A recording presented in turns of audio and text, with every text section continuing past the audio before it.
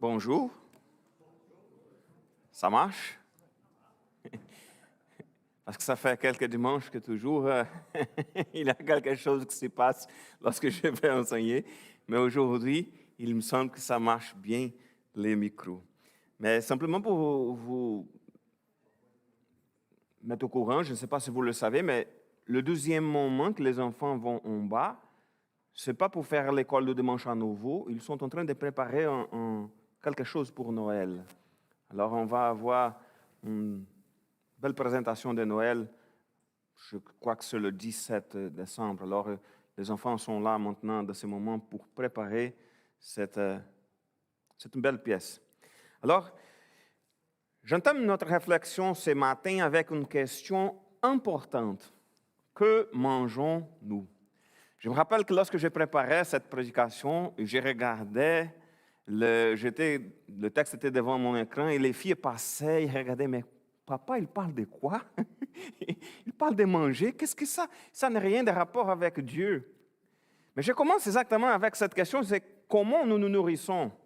Parce que c'est une question qui est importante, parce que ce que nous mangeons a une grande influence sur notre santé. Pas de doute.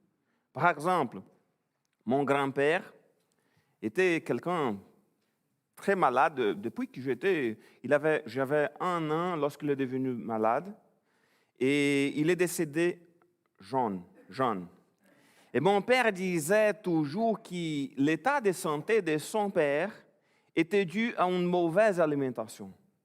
Parce qu'il mangeait, il mangeait ce qu'il ne devrait. Oui, exactement. Mais il continuait à manger, même s'il était malade. Alors, personne ne lui obligeait d'arrêter de manger ce qu'il ne devrait pas. Alors, c'était vraiment... Et à cause de ça, sa santé se dégradait de plus en plus. Il est décédé, j'avais, je crois, 12 ans. Et alors, pour être en bonne santé, il est recommandé d'avoir une alimentation équilibrée, variée. On parle chez nous, Paul a dit qu'il faut être le plat soit coloré, toutes les couleurs soient là. Ça, c'est un défi pour moi. Parce qu'il faut manger tous les nutriments nécessaires pour que notre corps se développe en bonne santé. Ça, c'est pour une bonne santé. À la naissance, nous sommes nourris au lait maternel et cela suffit. C'est impressionnant, ça suffit vraiment. Mais nous devons introduire progressivement d'autres aliments au fur et à mesure que nous grandissons. Je ne sais pas si des gens qui sont des parents ici se rappellent, mais le moment parfois de la transition, c'est parfois difficile parce que l'enfant n'est pas habitué à manger d'autres choses. Il y a des enfants qui n'ont, oui, c'est bon, ça, c'est quoi une autre chose différente? Mais les autres qui n'aiment pas beaucoup. Mais un enfant ne grandira pas bien s'il continue à se nourrir seulement avec du lait. C'est-à-dire qu'au fur et à mesure que le stomac du bébé se développe, on introduit de nouveaux aliments qui sont essentiels à sa croissance. Et tout comme notre cœur, notre esprit a aussi besoin d'être nourri. Et pourquoi? Jésus même, il a dit que l'homme ne vivra pas de pain seulement, mais de toute parole qui sort de la bouche de Dieu. C'est-à-dire que, manger la nourriture pour notre corps, c'est important, mais se nourrir de la question spirituelle, se nourrir de la parole de Dieu, c'est aussi très important. Mais il ne suffit pas de manger, comme mon grand-père, il mangeait beaucoup. Il faut manger correctement, il faut bien manger. Tout comme notre corps a besoin d'une nourriture saine pour grandir en bonne santé, nous avons besoin d'une nourriture spirituelle bonne, une nourriture spirituelle solide et équilibrée pour grandir spirituellement. C'est la même chose. C'est une comparaison, c'est une analogie que l'auteur de l'Épître aux Hébreux a fait au chapitre 5. C'est exactement de ça qu'il parlait. Lisons le texte Hébreux, chapitre 5, verset 11 jusqu'au 14. C'est un sujet sur lequel nous avons bien des choses à dire et qui sont difficiles à expliquer, car vous êtes devenus lents à comprendre. En effet, après tous ces temps, vous devriez être des maîtres dans les choses de Dieu. Or, vous avez de nouveaux besoins qui vous enseignent les rudiments des paroles de Dieu. Vous en êtes venus au point d'avoir besoin non de nourriture solide, mais de lait. Celui qui continue à se nourrir de lait n'a aucune expérience de la parole qui enseigne ce qui est la vie juste, car c'est encore un bébé. Les adultes, quant à eux, prennent de la nourriture solide. Par la pratique, ils ont exercé leur faculté à distinguer ce qui est bien de ce qui est mal. Prions. Merci Seigneur pour ta bonne parole, que nous puissions toujours chercher la bonne nourriture, la nourriture solide, que nous soyons toujours prêts à écouter ta bonne parole, qu'on ait vraiment reconnaissance. Et merci Seigneur pour ta bonne parole que tu nous as donnée, que notre cœur soit ouvert à recevoir ta bonne parole. Au nom de Jésus, Amen. Alors, nous avons besoin de nous nourrir de la Bible. C'est ça que le texte parle. Nous avons besoin de connaître davantage la parole de Dieu afin d'être fortifiés et de grandir en santé. Mais il y a cependant un problème. Oui, la Bible traite de sujets simples et faciles à comprendre, par exemple, le salut. Mais parfois, elle aborde des sujets plus complexes et plus profonds aussi. Au verset 11, au début, il a dit que c'est un sujet sur lequel nous avons bien des choses à dire. Mais sur quel sujet avait-il bien des choses à dire? Il parlait du ministère sacerdotal de Jésus. Il expliquait que Jésus est en même temps le Fils de Dieu, le grand prêtre et l'auteur du salut des siens. C'est-à-dire que les trois choses en même temps. Il est Dieu lui-même, il est venu, il a offert le sacrifice, il est le grand prêtre. Alors il expliquait cela, mais il a dit, écoute, mais pour nous, ça a l'air simple, parce qu'on connaît toujours, nous savons toujours que Jésus, le Fils de Dieu, a offert le sacrifice parfait pour le pardon de nos péchés. On connaît déjà cette histoire, ce récit. Mais pour eux, à l'époque, pour nous, c'est clair, mais pour les Hébreux, c'était plus difficile à comprendre. Alors, l'auteur de la lettre aux Hébreux avait bien des choses à dire, mais elles étaient difficiles à les expliquer. De même, pour nous aussi, il y a parfois des sujets plus difficiles à comprendre dans la parole de Dieu. Il y a des choses, ça c'est simple, je comprends. Oui, Jésus est mort pour mon péché, il a payé le prix pour moi.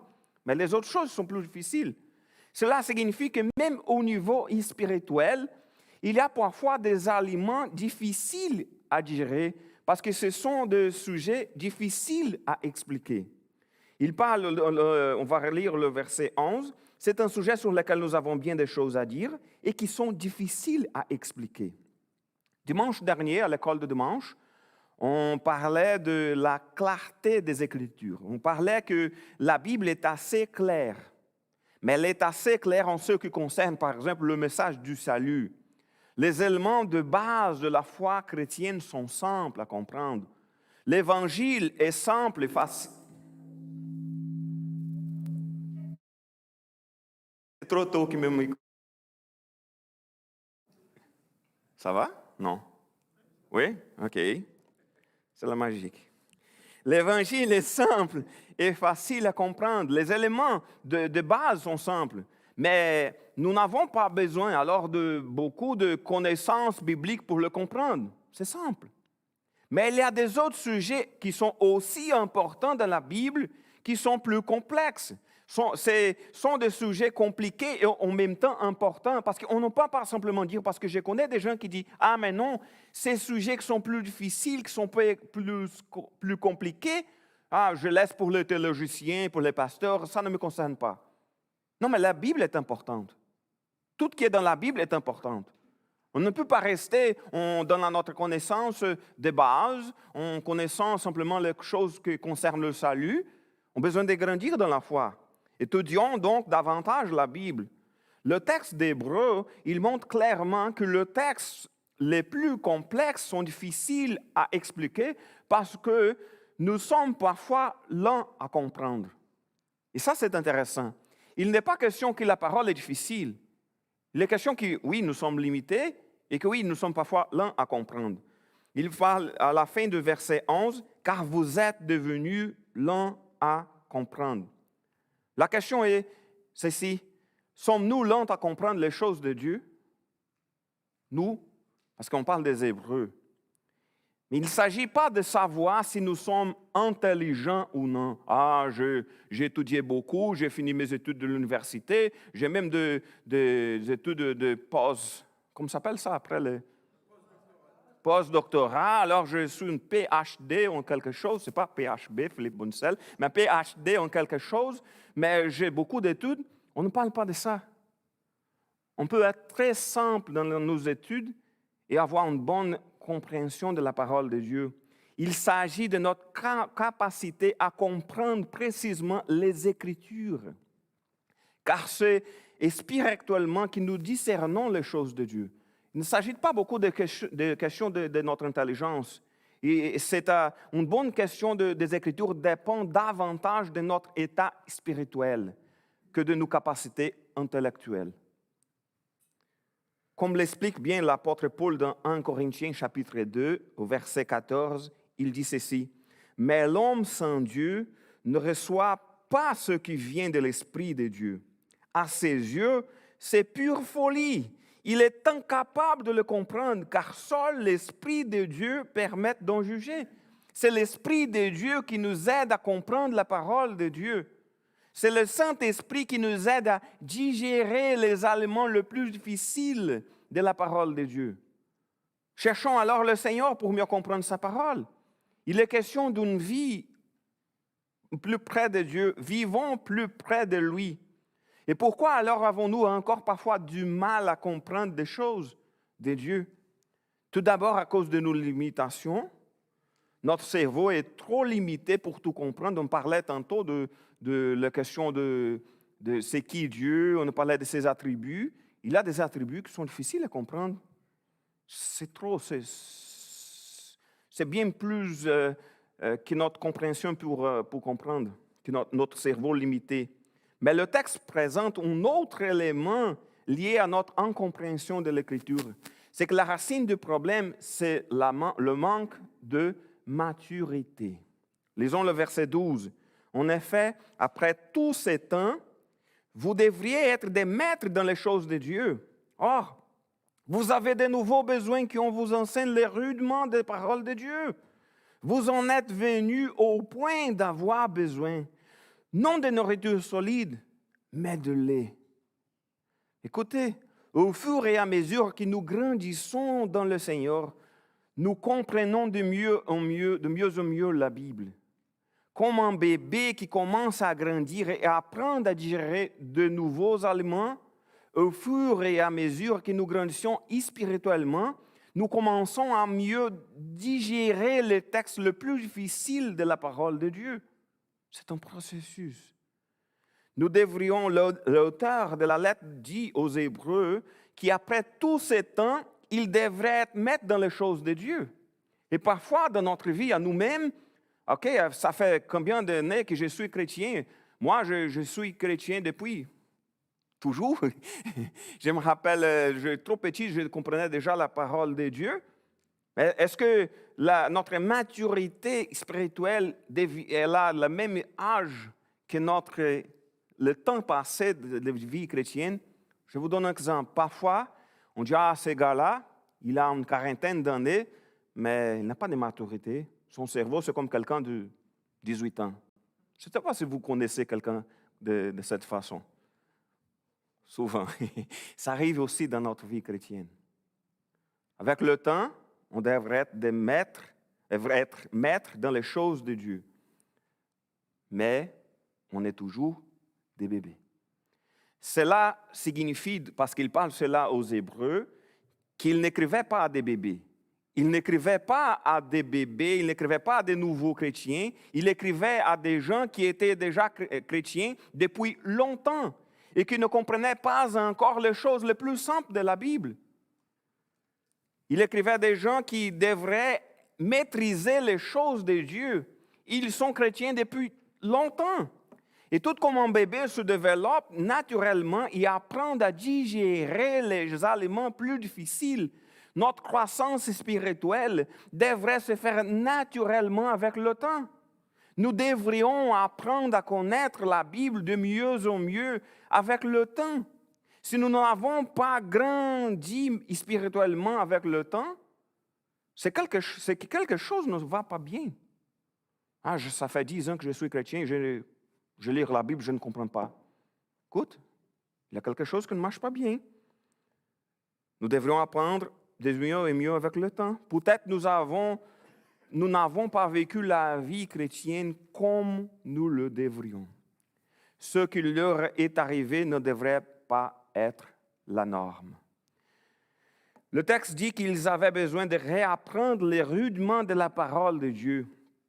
Ils sont arrivés au point où ils ont dû recommencer à se nourrir uniquement du lait. Je ne sais pas si vous connaissez quelqu'un qui était déjà un adulte et dit « Ah, mais je ne suis pas mûr, alors j'ai besoin de manger simplement du lait. » Manger du lait. De se nourrir simplement du lait pendant 2 mois, pendant ma vie, parce que j'ai un problème au stomac. Je ne sais pas si ça ne marche pas.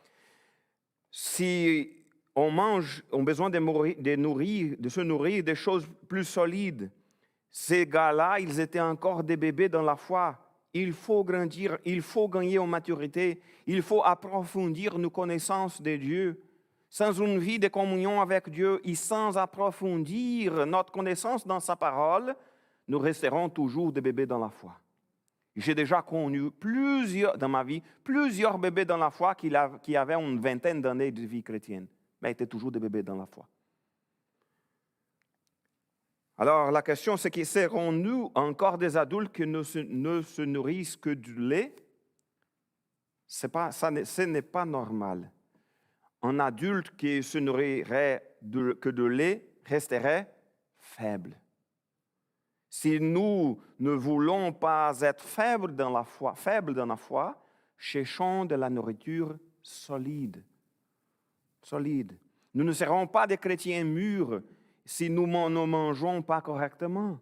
On parle de la parole de Dieu. Il faut bien connaître. Il suffit de jeter un coup d'œil sur les médias sociaux pour voir combien il y a de chrétiens immatures. On voit parfois des chrétiens qui croient à toutes sortes d'interprétations absurdes, d'interprétations bizarres de la parole. Ah, mais écoute, dans mon pays, il en a plusieurs. Il y a des choses vraiment, c'est comme on voit et on dit, oh non, on ne croit pas que quelqu'un a tiré cette information de la parole de Dieu parce que ça n'a aucun sens. Mais ça arrive. Mais il suffit aussi de regarder nos propres attitudes pour nous rendre compte à quel point nous avons besoin de gagner en maturité spirituelle. Parce que c'est facile de regarder les médias sociaux, les réseaux sociaux, il dira que ces chrétiens-là ne sont pas mûrs. Regardons notre vie. Regardons nos attitudes et voyons qu'on a besoin de gagner en maturité. La maturité spirituelle ne se résume pas en connaissance théorique de la parole de Dieu. Ah, je connais tous les versets bibliques par cœur. Je crois que c'est impossible. Je connais plusieurs, je connais toute la Bible. Il faut le mettre en pratique. La maturité spirituelle, c'est la connaissance biblique mise en pratique. Ne soyons pas des adultes qui ne se nourrissent qu'avec du lait. Alors, prenons de la nourriture solide. Lisons le verset 13 et 14. Celui qui continue à se nourrir de lait n'a aucune expérience de la parole qui enseigne ce qu'est la vie juste, car c'est encore un bébé. Les adultes, quant à eux, prennent de la nourriture solide et par la pratique, ils ont exercé leur faculté à distinguer ce qui est bien de ce qui est mal. Écoutez, on parlait tantôt d'être expérimenté, de vivre la parole. Si on regarde le texte, il parle qu'il n'a aucune expérience dans la parole. Il parle aussi que par la pratique, ils ont exercé leur faculté. Alors, le texte, il est clair. Il s'agit ici de celui qui ne se nourrit pas que de lait est encore un bébé, le texte de l'Hébreu parle. Et en raison de la durée de leur vie chrétienne, ils pensaient probablement être des adultes. Oh non, je suis un adulte. Est-ce que vous avez déjà connu un ado qui pense qu'il est un adulte? Ça arrive souvent. Non, pardon les adolescents, vous êtes des adultes. Non, j'ai blague. Mais il y a même des enfants parfois qui pensent, non, je suis déjà grand, je sais quoi faire, je peux prendre mes décisions, ils pensent qu'ils peuvent régler tout seul. Il y a parfois des chrétiens qui pensent qu'ils sont des adultes, mais ne sont pas. Ils sont toujours des bébés. L'auteur de la lettre aux Hébreux dit qu'ils étaient encore des bébés. Les adultes mangent des aliments solides. Ce sont les bébés qui boivent du lait. Nous ne pouvons pas rester des bébés toute notre vie. Mangeons de la nourriture solide. Sinon, nous n'aurons aucune expérience dans la parole.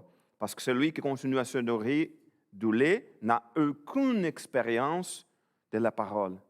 C'est-à-dire qu'en tant que chrétiens mûrs, nous devons rechercher une connaissance pratique de la Bible. Pratique, pour mettre en pratique.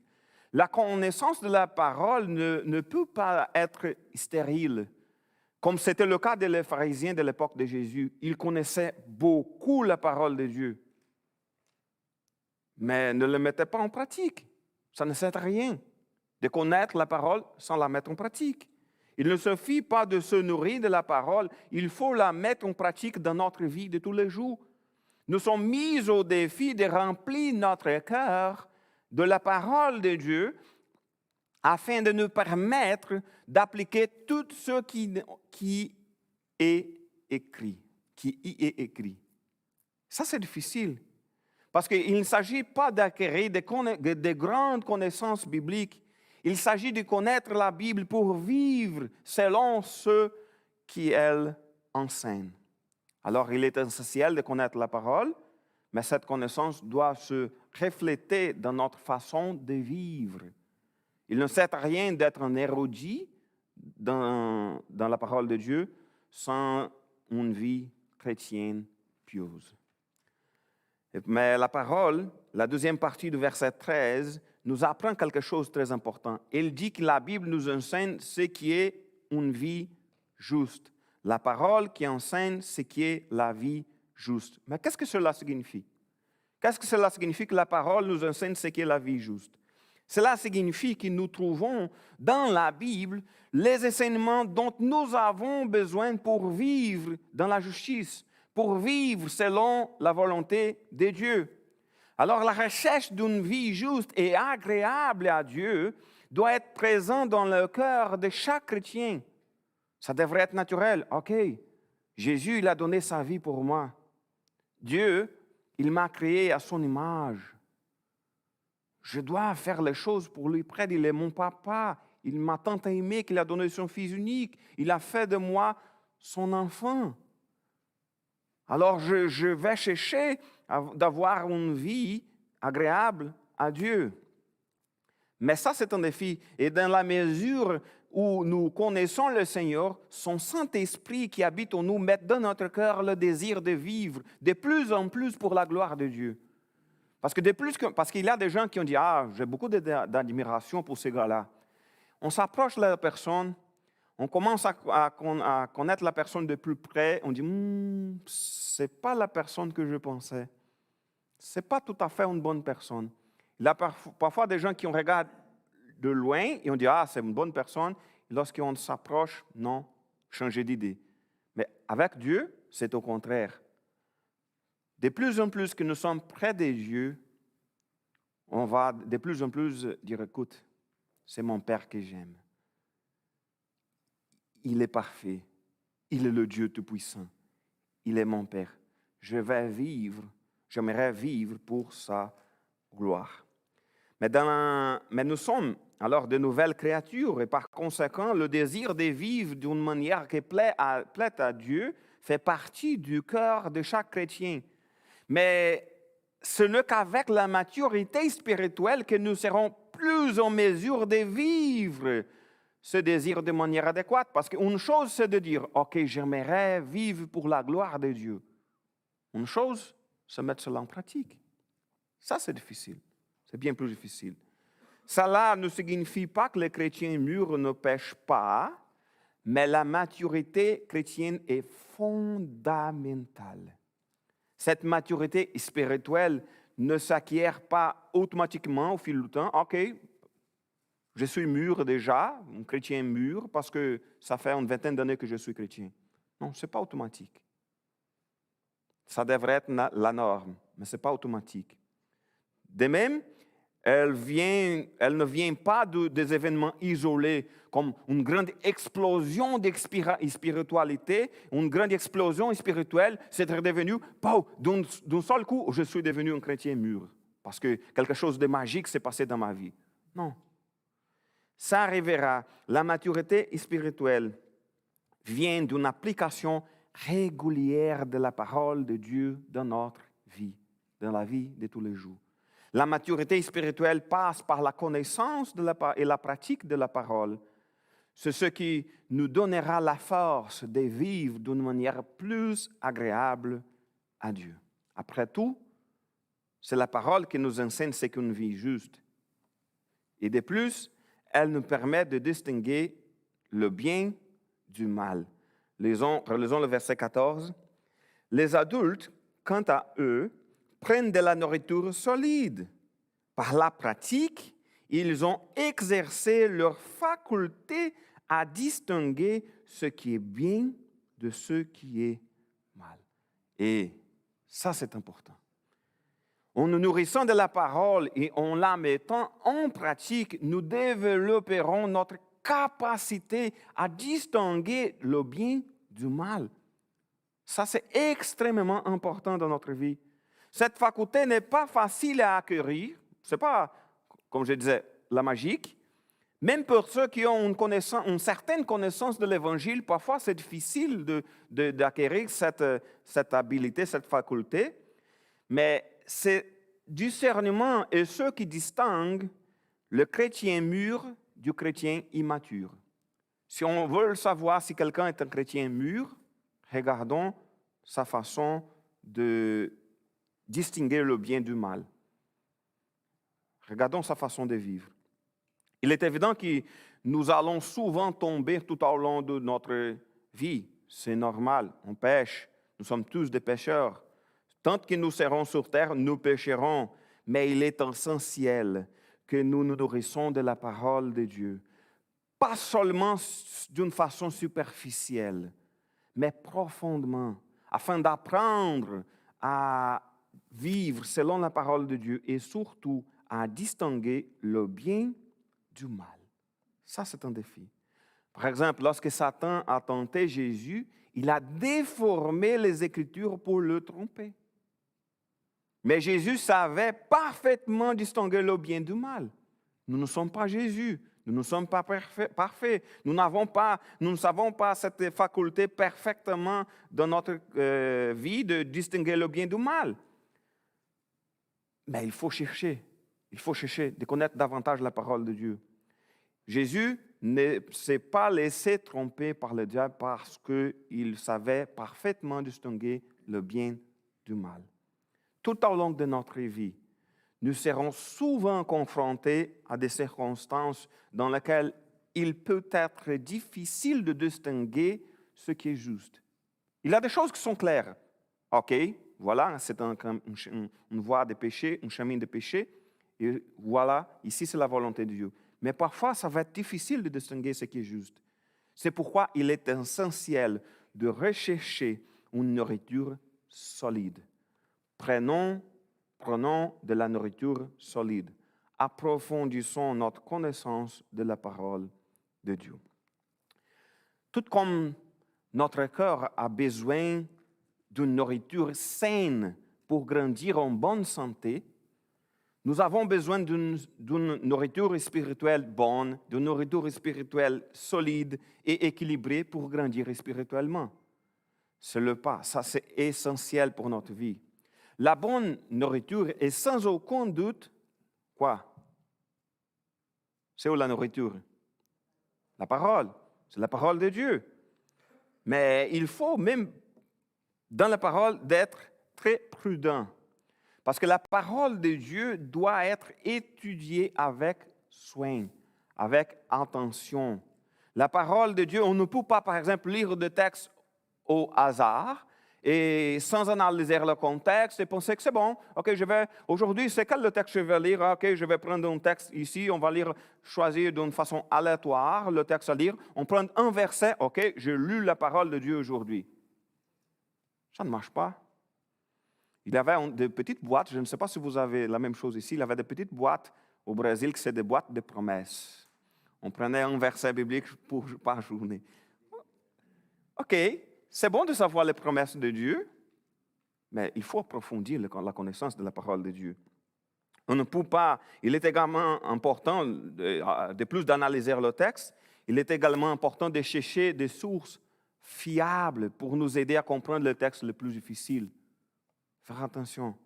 Parce que quand j'étais un enfant, quelle était la source d'information qu'on avait par rapport à la Bible? C'était notre Église. Aujourd'hui, il y a les bonnes informations partout et des mauvaises informations aussi partout. Par exemple, c'est une mauvaise idée de poser nos questions bibliques à des applications d'intelligence artificielle. Je crois que les intelligences artificielles ne sont pas chrétiennes. Alors, ce n'est pas une bonne question. Ce n'est pas une bonne idée. Elles peuvent donner des bonnes réponses, mais oui, ça peut arriver, mais elles peuvent donner aussi des réponses absurdes. C'est aussi une mauvaise idée de chercher sur YouTube sans discernement. Je vais chercher une vidéo, je ne connais pas la personne, je ne connais pas l'auteur, je ne connais pas celui qui parle, celui qui prêche, je vais écouter. C'est dangereux. Parce que tout comme il y a des bons prédicateurs sur l'Internet, il y a aussi des grandes hérésies qui sont là aussi. Si vous avez des doutes, demandez à un des anciens de l'Église. Achetez un livre d'un bon auteur qui vous aidera à approfondir un sujet. Cherchons je ne parle pas qu'on ne peut pas chercher sur l'Internet parce qu'il y a plusieurs qui sont bons, mais il faut savoir discerner ce qui est bon et ce qui n'est pas bon. Prenons de la nourriture solide, approfondissons notre connaissance de la parole de Dieu. Faisons-le avec intention, en recherchant toujours de bonnes sources de connaissances. Et surtout, allons directement à la source, la Bible. Enfin, rapprochons-nous de Dieu pour qu'il nous aide à bien comprendre sa parole. Amen.